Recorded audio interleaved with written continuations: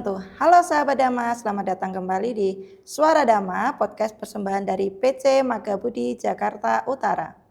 Senang sekali saya Dwi Setianingsih bisa kembali menemani Anda dalam podcast episode kali ini. Pada episode kali ini kita akan membahas topik yang sangat menarik dan sering menjadi pertanyaan di kalangan umat Buddha, yaitu tentang bolehkah kita berlindung kepada dewa?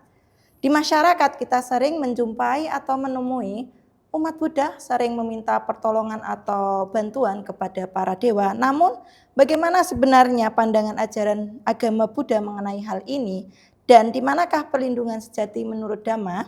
Untuk membahas topik kali ini kita telah hadir seorang narasumber yang sangat luar biasa, yaitu Pandita Muda Insinyur Slamet Rojali, Magister Pendidikan Sertifikat Hipnoterapi ya Romo ya. Terima kasih Romo telah menyempatkan hadir ke podcast Suara Dhamma PC Magabudi Jakarta Utara.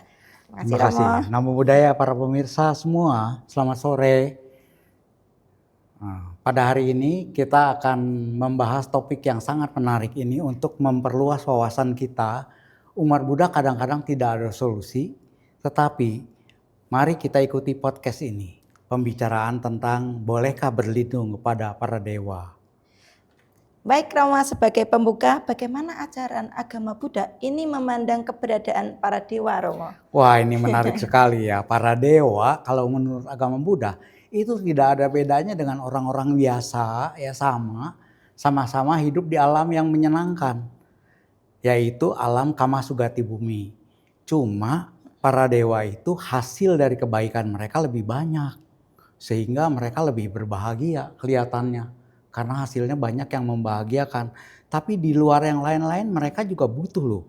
Berbuat baik, perbuatan jahat pun ya yang dilakukan oleh manusia. Itu bisa dilakukan juga oleh mereka. Jadi mereka itu tidak bedanya dengan kita. Baik, menarik sekali Romo penjelasannya mengenai posisi para dewa. Lalu, bolehkah kita umat Buddha itu berlindung kepada para dewa? Wah, ini pertanyaan yang mematikan ini. Kata berlindung di dalam agama Buddha, perlindungan sejati itu Dhamma, yaitu Tiratana, yaitu ada Buddha Ratana, Dhamma Ratana, Sangha Ratana. Nah, untuk Dhamma Ratana sendiri, perlindungan terhadap Dhamma, ini ada 9 sebenarnya. Yang dipastikan yaitu 4 maga, 4 pala, dan 1 nibbana. Artinya mereka yang mencapai kesucian inilah yang menjadi tolok ukur kita. Nah, tapi berlindung kepada para dewa itu tidak ada larangan, tapi bukan perlindungan sejati. Berlindung kepada para dewa itu berlindung dalam duniawi, ya. Tapi perlindungan sejati yang dianut oleh umat Buddha adalah Dhamma Ratana, ya. Baik Romo, kalau begitu supaya kita sebagai umat Buddha tidak salah memahami, lalu apa perbedaan dari perlindungan kepada dewa dan juga perlindungan kepada Triratna Romo? Bagus. Misalnya kita ingin mencapai nibbana kan. Semua umat Buddha ingin mencapai nibbana. Tapi dalam rangka mencapai nibbana itu kan perlu pengetahuan. Nah, pengetahuan ini bisa bertanya kepada siapapun. Misalnya umat Buddha kalau di wihara bertanya kepada siapa? Para pandita, para biku, atau temannya mungkin. Ya kan? Nah, itu dalam rangka untuk mencapai nibbana. Tapi nibbana itu sendiri hanya dia sendiri yang bisa merasakan. Hanya dia sendiri yang bisa merasakan. Tidak ada pertolongan orang lain. Nitip dong ngerasain nibbana misalnya. Tidak ada ya. Jadi perlindungan sejati itu adalah modalnya adalah diri sendiri. Tapi dalam hal duniawi untuk modal diri sendiri itu perlu cara. Cara itu dari banyak hal. Salah satunya dengan bertanya kepada orang lain, ya. Nah, dalam hal ini para dewa pun merupakan pelengkap untuk melengkapi itu. Untuk bertanya itu. Misalnya kita menuju nibbana dari Jakarta ke Bogor misalnya. Ya. Itu kan tujuan di Bogor. Tapi selama perjalanan dari Jakarta ke Bogor itu kan perlu tahu peta dan sebagainya. Nah, ada orang yang menguasai itu, kita bertanya kepada dia. Itulah rendah hatinya kita. Ya. Tapi untuk mencapai Bogornya sendiri harus saya sendiri. Itulah perlindungan sejati sebenarnya. Jadi berlindung sejati itu kita diri sendiri adalah pelindung bagi diri sendiri. Buatlah pulau bagi perlindungan diri sendiri. Tidak ada siapapun yang bisa mewakili kita, tetapi cara untuk mencapai tujuan akhir itu dengan cara-cara yang kita perlu bertanya. Tidak pede sendiri, nanti salah jalan. Perlu bertanya. Nah, salah satunya adalah objek bertanya itu adalah para dewa. Nah, tapi karena apa objek bertanya para dewa, kemudian teman, orang tua, ya. Nah, kadang-kadang kalau kita lapar di jalan misalnya, ada bekal itu dibawakan oleh orang tua, berlindung. Kita minta tolongnya ke siapa? Ke orang tua tentunya.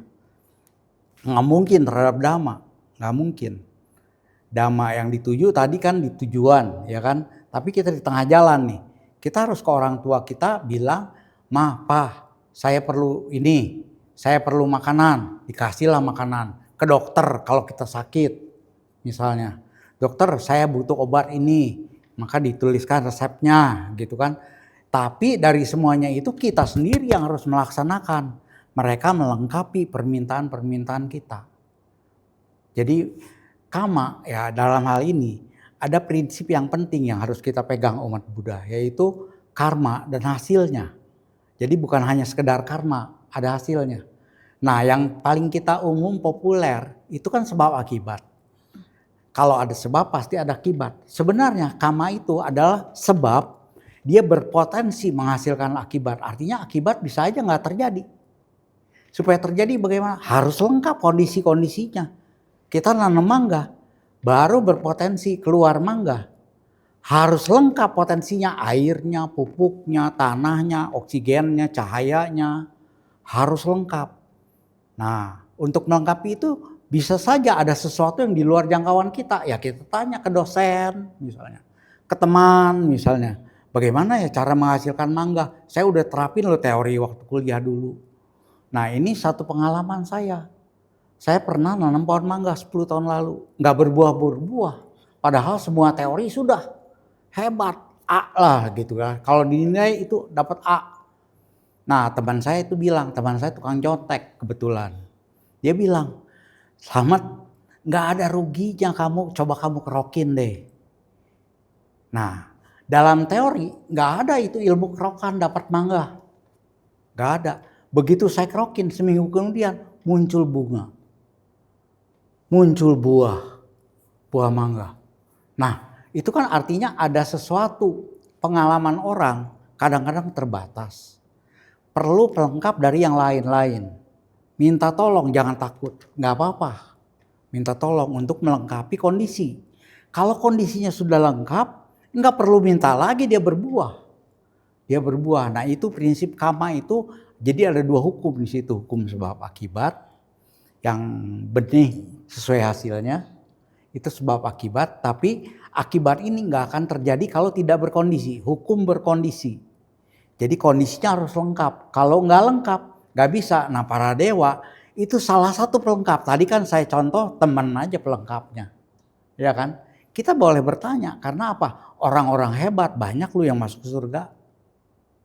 Zaman Sang Buddha sebelum mencapai arahat, murid-murid kemana sekarang? Mungkin ada yang terlahir di alam dewa dan sebagian besar lahir di alam dewa. Nah, mereka kan orang hebat. Waktu zaman Sang Buddha aja udah mencapai kesucian segitu. Mereka butuh berbuat baik. Kemana berbuat baiknya? Nggak mungkin orang-orang sekitar situ yang perbuatan baiknya sudah hebat semua. Sehingga hasilnya bagus semua. Mereka nggak butuh. Manusia salah satunya kan membutuhkan kebaikan. Beliau, para dewa itu melakukan kebaikan juga. Itu juga tujuan beliau untuk menyempurnakan paramita. Sehingga kalau paramitanya tercapai, mereka juga makhluk-makhluk surga itu bisa mencapai arahat. Ya.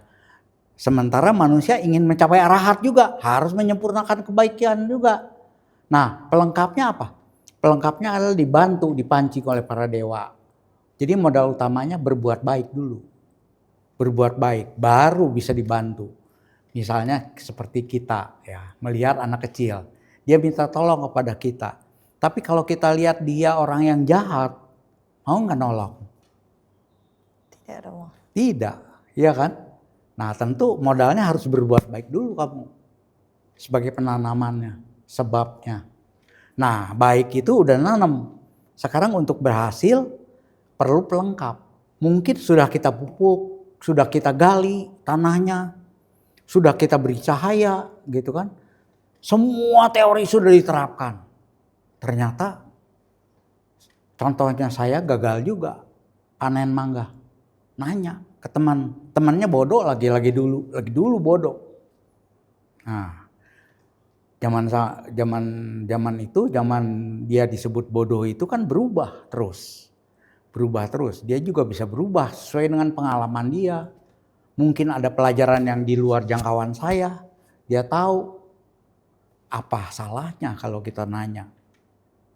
Kan itu suatu bentuk kerendahan hati. Kita nanya daripada arogan hanya diri kita. Untuk mencapai itu harus kita. Untuk mencapainya harus diri sendiri. Betul. Tapi jalannya ini kita perlu banyak lubang. Perlu nanya. Nah, itu bedanya, Bu. Baik, Romo, seringkali kita umat Buddha itu beranggapan bahwa mungkin dewa bisa membantu menghapus atau menghilangkan karma buruk kita. Apakah para dewa bisa mengubah karma atau menghapus karma kita, Romo? Wah, bagus sekali ya. Jadi seperti tadi hukum kondisi. Hukum kondisi itu melengkapi bukan menghapus karma. Karma udah ditanam. Pasti dia berpotensi untuk berbuah. Supaya berbuah bagaimana? Dilengkapi kondisinya. Salah satu pelengkapnya yaitu para dewa. Kondisi utamanya adalah benihnya kan. Harus sudah ditanam dulu. Artinya kita harus sudah berbuat baik dulu. Baru para dewa mempunyai kesempatan untuk menolong, melengkapi. Ya, jadi mengubah karma bisa. Mengubah karma itu artinya mengubah kondisi. Kondisinya bisa berubah oleh para dewa sehingga lebih lengkap. Yang tadinya kurang lengkap. Kalau hapus tidak bisa. Tapi kalau nggak ada para dewa sebagai pelengkap itu, dia kan kondisinya nggak lengkap, nggak berbuah, malah padi lama-lama kalau nggak ditanam-tanam mandul kan. Karma juga begitu, bisa mandul loh kalau nggak dikondisikan.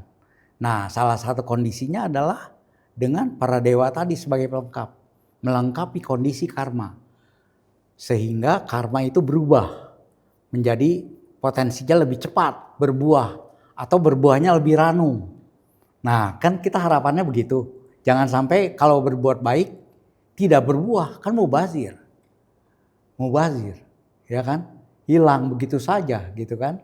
Supaya nggak mubazir bagaimana? Kondisinya harus kita lengkapi. Salah satunya para dewa. Mungkin orang lain bilang dengan meminta para dewa itu artinya dia membayar hutang karmanya. Padahal bukan hutang dalam hal ini. Kondisi dilengkapi sehingga lebih lengkap dari yang umum. Ketahui. Kalau lebih lengkap pasti lebih banyak kan. Ya, jadi para dewa itu sebagai pelengkap bukan penghapus.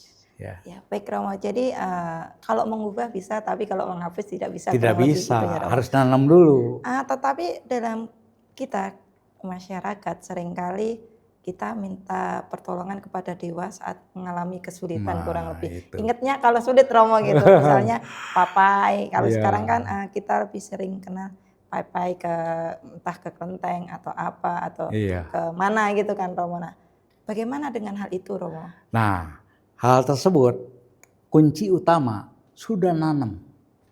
Jangan sampai mati yang ditanam. Nah, kalau sudah nanam, bagaimana kita lengkapi? Salah satunya dengan misalnya minta tolong. Kepada orang tua pun itu boleh. Minta tolong. Kepada dewa mungkin dia lebih hebat. Lebih tahu dari kita, nggak ada salahnya juga. Ya kan, tidak ada larangan dari Sang Buddha. Tidak ada. Di dalam sutta disebutkan ada 5 hal wajar yang diinginkan oleh umat manusia. 5 hal wajar itu salah satu dari kelimanya itu adalah lahir di surga. Nah, itu dambaan bagi semua orang. Tapi bukan dicuekin. Itu dambaan semua orang. Artinya kalau sudah jadi makhluk itu nggak mau dicuekin juga kan. Ya kan? Jadi kita beri hormat gitu kan. Nah, kalau banyak orang hormat kepada ibu misalnya, ibu lebih mudah membantu kan. Membantu. Jadi sebenarnya anggaplah dalam satu kelas. dalam satu kelas diam-diaman, padahal ada problem. Yang disolusikan oleh ibu itu apa? Misalnya gurunya, orang yang nunjuk jari, saya bu ada pertanyaan, begini pertanyaannya, maka dia ditolong langsung. Orang yang diam ditolong langsung oleh ibu guru itu tidak? Tidak, ya kan? Tidak, jadi itu melibatkan kita prioritas. Prioritas artinya orang yang ngomong lebih dulu itu diprioritaskan. Itu berlaku bagi manusia maupun dewa, sama sebenarnya. Jadi gunakanlah kesempatan untuk bertanya, untuk meminta kalau itu dibutuhkan. Artinya tidak sedikit-sedikit minta, dikit-dikit minta. Kan seperti kita aja, kalau sedikit-sedikit ada orang lain minta bantuan ke kita, ini orang reseh banget, rewel, ya kan? Malah dicuekin, ya kan? Tapi kalau pada saat dia butuh baru minta, kita lebih fokus ke dia dulu untuk menolong dibandingkan orang yang diam, betul nggak? Nah itu dibandingkan orang yang diam-diaman, ya kan? Karena hanya beranggapan keliru, nggak boleh minta-minta misalnya. Nah dia diam-diaman, minta tolong aja nggak apa-apa. Solusi loh, itu solusi. Karena apa? Umat Buddha itu butuh solusi. Kalau nggak ada solusi, lari semua. Banyak kan pengalaman teman-teman kita, ada juga yang lari sana sini kan. Lari, mencari solusi. Nah salah satu pelengkap untuk memecahkan solusi adalah para dewa tersebut. Tidak apa-apa. Bahkan ada salah satu sutta saya lihat, dewa itu ada yang mainin hujan loh. Nah, jadi kalau kita misalnya baik, sudah nanam kebaikan, terus bilang sama dewanya, tolong dong hujan yang cukup supaya padi saya subur. Hujan nggak? Dia hujanin bisa. Tapi kalau diam-diam, dia diam juga semaunya dia melakukan sesuatu, ya kan? Itu ada sutanya tuh. Dewa yang senang dengan hujan. Kalau zaman sekarang kan pawang hujan ya. Ada aja itu kan pawang hujan. Artinya pawang itu bisa berkomunikasi. Komunikasi dengan para dewa mungkin ya. Sehingga dewa itu menahan awan.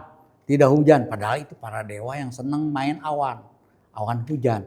Ada sutanya itu. Sang Buddha mengatakan, para biku, mengapa di surga juga bisa hujan? Karena dijawab oleh Sang Buddha, karena ada para dewa yang senang dengan main-main awan hujan. Mainannya awan hujan. Nggak semua dewa memang, tapi ada loh. Nah, kalau ada seperti itu dia main semaunya dia. Mirip dengan manusia, main semaunya manusia. Ya kan? Seperti kita aja terhadap anak misalnya. Inginnya kan teratur mainnya, gitu kan? Nah, para dewa juga begitu, jangan dibiarkan semua. Dia butuh hidup yang teratur. Supaya hidup yang teratur dia harus berbuat baik misalnya. Terhadap siapa? Salah satunya berbuat baik kepada manusia. Ya, itu karma baik loh bagi para dewa juga.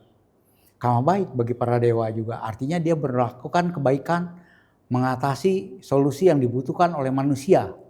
Ya kan? Sementara manusia itu benar-benar membutuhkan solusi itu. Gitu. Yang di mana-mana dicari sulit. Udah kepentok. Ya dia nggak ada solusi nih. Saya pindah aja lari. Kita nggak mau kayak begitu umat Buddha. Umat Buddha punya solusi. Cuma dia tidak sempat membaca Tipitaka. Banyak ya. Karena banyak dia juga harus prioritas gitu kan.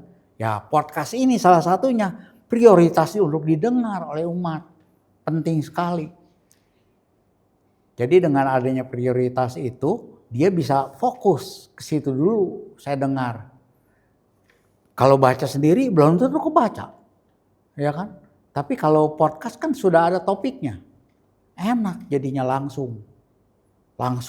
Saya butuh ini langsung. Berarti isi podcast kita ini hebatnya sesuai dengan kebutuhan manusia. Di mana manusia yang gak ada berlindung pada dewa. Ya, makanya oleh Sang Buddha disebutkan itu merupakan tujuan dari manusia juga lahir di alam dewa, dalam surga. Jadi itu nggak salah Sang Buddha katakan ada 5 keinginan wajar. Keinginan wajar itu salah satunya adalah menjadi dewa, lahir di surga. Ya, itu nggak salah. Apa lahir di neraka dianjurkan? Tidak kan dalam sutta itu. Kalau lahir di neraka orang menderita. Lahir di surga bahagia beliau. Nah, jadi kita jangan nafikan itu.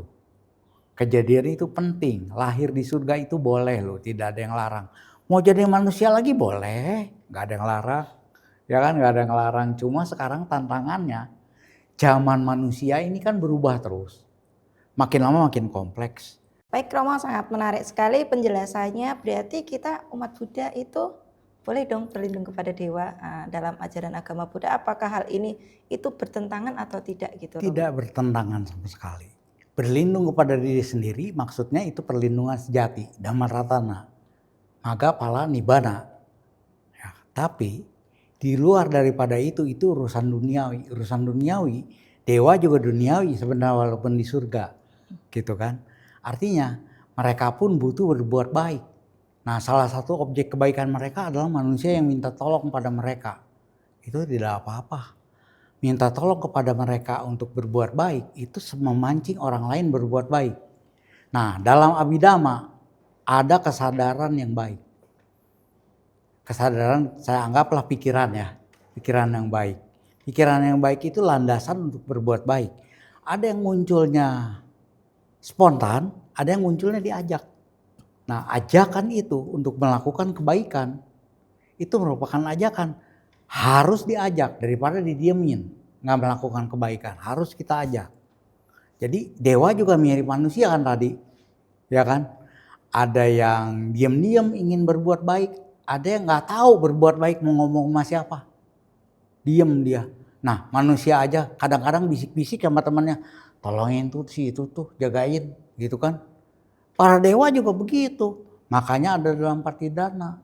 Kalau sanak famili kita ketika meninggal dunia kita undang di Patidana itu tidak hadir, kan kita juga minta tolong kepada mereka, para dewa agar memberitakannya. Itu ada di Parita Patidana kalau nggak salah ya Bu ya.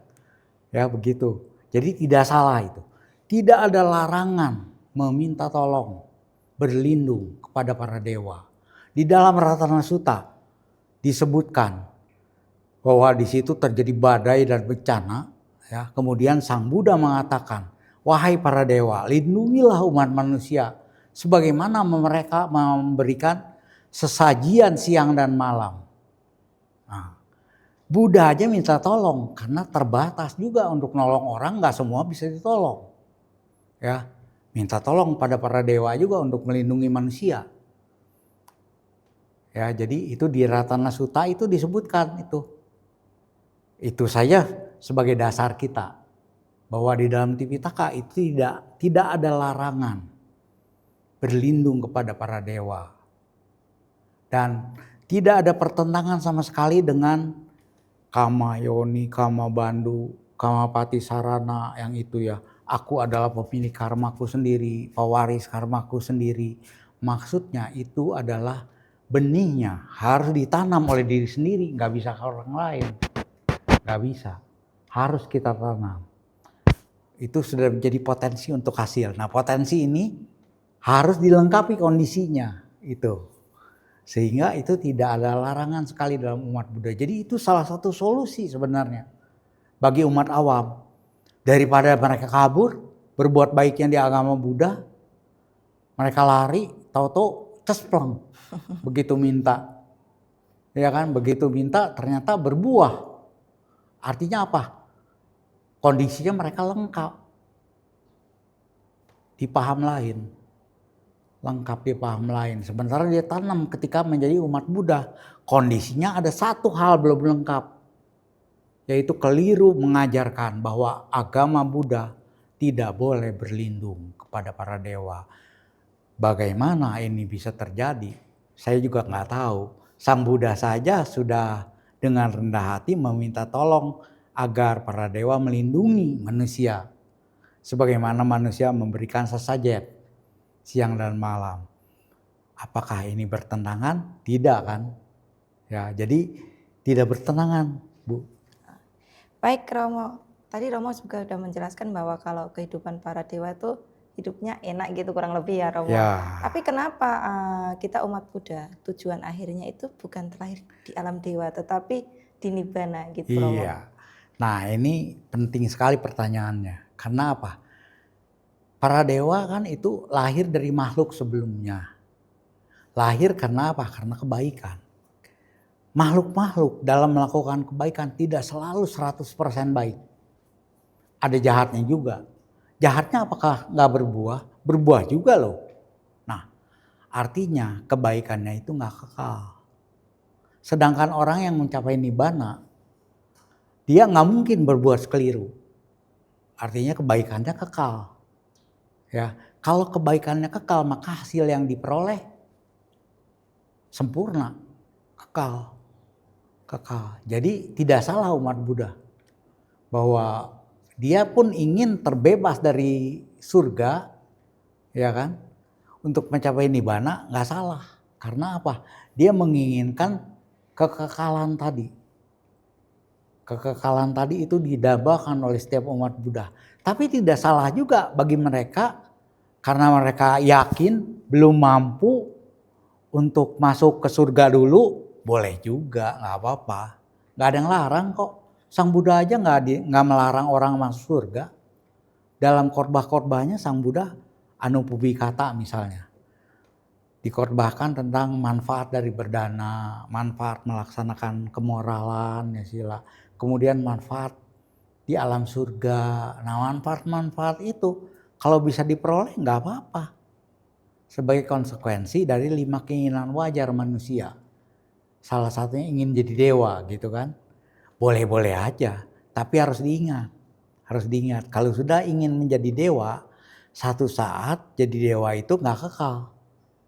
Bisa mati dari alam dewa, bisa turun. Harus berbuat baik. Nah, perbuatan baik inilah yang sesungguhnya menjadi pelindung dia. Ya, walaupun orang lain menolong, kalau dia nggak nanam, nggak jadi. Jadi perlu nanam tetap. Ya, jadi mengapa umat Buddha ingin mencapai nibbana, terbebas dari surga? Ya, karena yang tadi untuk mencapai nibbana perbuatan baiknya itu perfect, ya kan? Sedangkan untuk masuk surga perbuatan baiknya masih bisa jatuh, gitu kan? Tapi tidak salah juga masuk surga. Karena apa? Sang Buddha tidak melarang orang masuk surga. Daripada masuk neraka, dilarang kan oleh Sang Buddha. Dengan ajaran-ajarannya. Dilarang yang itu. Jangan begini, jangan begitu, jangan begini gitu kan.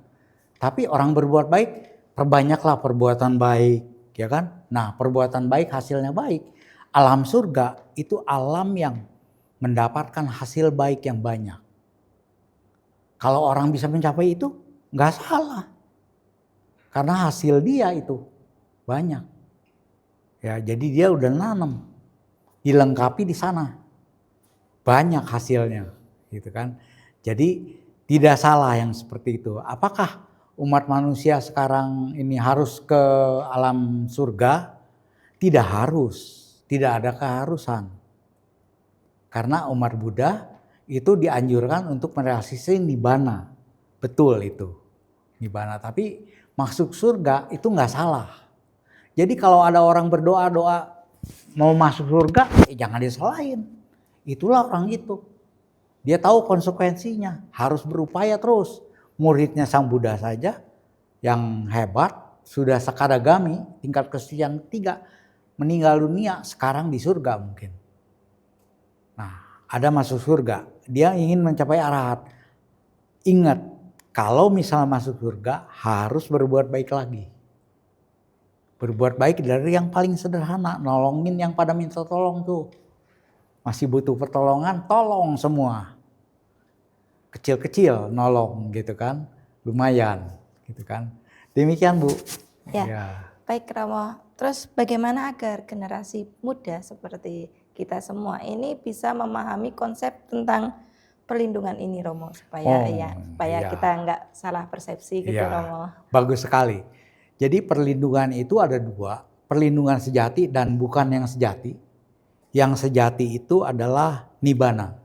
Tadi, Magga Phala Nibbana. Itu perlindungan sejati. Siapapun mengakui agama Buddha atau bukan, perlindungan sejatinya itu. Ya kan? Tapi perlindungan sehari-hari, urusan duniawi, boleh saja. Dia berlindung kepada dewa misalnya. Itu tidak ada larangan. Buddha aja nggak melarang. Nggak melarang, Buddha aja. Apalagi kita sok jago, mau kita yang larang. Oh itu lebih jauh lagi dari Buddha tentunya. Kita tidak ingin tidak sesuai dengan ajaran Buddha. Tetap kita pada jalurnya. Bahwa kitalah yang bisa mencapai perlindungan sejati. Kita diri kita sendiri. Tapi diri kita sendiri ini cara-caranya kita harus konsultasi kepada orang yang udah mencapai atau yang ngerti, yang tahu misalnya. Kalau kita ke Bogor pasti tanya, kalau di Bogor ada apa saja ya gitu kan. Tanya dulu, tanya yang detail kuliner apa saja misalnya di Bogor. Hambatannya kalau ke sana apa saja, itu harus ditanya. Karena jalan mencapai Nibbana itu banyak rintangan loh. Dan rintangan itu tidak 100% kita kuasai. Karena kita belum perfect. Gitu kan. Harus cari tahu kepada orang yang pernah kita tanya. Nah bertanya kepada orang itu bukan berarti berlindung sejati. Dia berlindung untuk perlindungan dirinya sendiri. Mendukung perlindungan dirinya sendiri. Begitulah berlindung kepada para dewa sebagai pendukung untuk mendukung perlindungan sejati. Jadi nggak salah umat Buddha melakukan itu. Ya, baik Romo, untuk mengakhiri perbincangan kita kali ini, mungkin Romo ada pesan utama bagi kita umat Buddha tentang bagaimana itu perlindungan sejati untuk diterapkan dalam kehidupan kita sehari-hari gitu Romo. Iya, jadi pesan saya para pemirsa, ya, yang pertama pahamilah hukum karma dan hasilnya. Karma dan hasilnya itu ada yang ditanam sebagai sebab dia berpotensi memberikan hasil, potensi loh. Nah harus tanam dulu. Itu hukum dari hukum karma, sebab akibat. Nah sementara hukum karma dia akan membuahkan hasil yang kita tanam tadi. Kalau kondisinya lengkap, hukum kondisionalitas. Kondisi lengkap, pahami itu dulu. Bahwa kita harus rendah hati dengan melengkapi kondisi, bukan arogan. Hanya saya yang bisa sendiri. Tapi kita butuh bantuan, supporting entry dari mana-mana. Bahkan bisnis pun begitu. Ya, jadi pesan saya itu, jadi pelajarilah karma dengan dua hukumnya yang sangat luas ya. Hukum sebab akibat dan hukum kondisionalitas. Hukum kondisionalitas dia akan melengkapi sehingga hasil bisa terjadi dari karma itu. Nah dengan demikian umat Buddha akan semakin mantap kalau ngerasain hasilnya. Ya, kalau nggak ngerasain hasilnya nggak kebayang. Jangan ngebayang yang susah-susah dulu, yang kecil-kecil dulu lah, gitu kan, yang capai dulu. Begitu kita naik tangga yang lebih tinggi kan lebih susah. Tapi kalau yang terjangkau tangganya kecil-kecil lebih cepat bahkan ya, lebih cepat. Nah itulah pesan saya. Jadi kalau punya tujuan yang tinggi itu tidak salah, tapi supaya tujuan yang tinggi itu terrealisasi, breakdown menjadi kecil-kecil. Nah breakdown menjadi kecil-kecil salah satunya adalah dengan melengkapi pelengkap-pelengkapnya. Ya, sehingga menjadi pelengkap yang bagus. Terima kasih. Ya. Baik, terima kasih ya sahabat Dhamma. Demikianlah perbincangan kita di Suara Dhamma Podcast PC Magga Budi Jakarta Utara tentang tema bolehkah kita berlindung kepada dewa. Terima kasih kepada Romo Slamet telah berkenan hadir dan memberikan penjelasan yang sangat bermanfaat bagi kita semua. Semoga melalui perbincangan ini kita semakin memahami apa itu perlindungan sejati menurut ajaran Buddha adalah praktik dalam kehidupan sehari-hari. Kurang lebih begitu ya Romo ya. Ya, praktik yang baik tentunya. Ya, praktik yang baik dalam kehidupan kita sehari-hari. Terima kasih kepada sahabat Dhamma yang telah mengikuti Suara Dhamma Podcast PC Magga Budi Jakarta Utara. Jangan lupa like, share, and subscribe supaya tidak ketinggalan episode-episode Suara Dhamma berikutnya. Saya Dwi Setianingsih pamit undur diri. Sampai jumpa. Terima kasih. Sukihontu. Namo Buddhaya.